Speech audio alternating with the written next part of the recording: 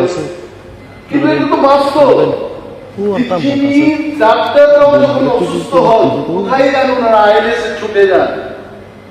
মাননীয় মন্ত্রী সুশান্ত চৌধুরী কিছুদিন আগে যখন উনি অসুস্থ হলেন, উনি কোথায় গেছেন? আইএলএস এ গেছেন। আসুন এখন স্বাস্থ্য দপ্তরের কথা।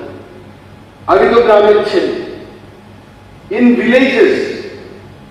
আমি যখন রাজনীতিতে আসলাম তখনই কিন্তু রাজনৈতিকভাবে মানুষের জন্য চিন্তা ভাবনা শুরু করি।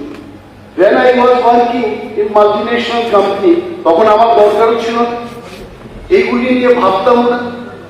Now I started thinking, আমার গ্রামের যে প্রাইমারি হেলথ সেন্টারে গিয়ে জিজ্ঞেস করলাম যে প্রাইমারি হেলথ সেন্টারে কতজন ডাক্তার থাকা দরকার। স্ট্যান্ডার্ড 3 জন ডাক্তার থাকতে হবে, এবং উপস্বাস্থ্য কেন্দ্রে মিনিমাম 1 জন করে ডাক্তার বাবু সেখানে গিয়ে রোগীদের চিকিৎসা করবে। এই হচ্ছে স্ট্যান্ডার্ড ল। কিন্তু দেখা গেছে ম্যাক্সিমাম প্রাইমারি হেলথ সেন্টার গুলোতে 3 জন করে ডাক্তার বাবু নেই। তাহলে গ্রামের মানুষ স্বাস্থ্য পরিষেবা কি করে পাবে? আমরা যে চিৎকার দিয়ে বলবো, আমি বলছি না, আমিও যদি সেই বেঞ্চে থাকতাম, আমার সরকারের ভালো কথা এনে বলতাম, এটাই শ্রেয়। কিন্তু তার মাঝেও তো আলোচনার কিছু সুযোগ রয়েছে। যেমন আজকে বিজেপি আইএমপি সরকার যাই করতো, আমিও বলছি যে আগের তুলনায় তো অনেকটা ভালো হয়েছে, কিন্তু এটা তো বাস্তব।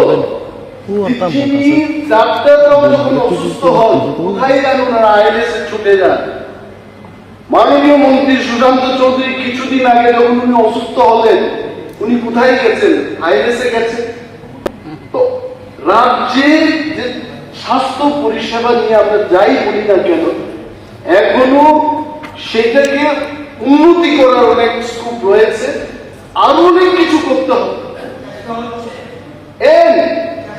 মাননীয় মুখ্যমন্ত্রী নিজে উনি doctor, and he will take this matter seriously.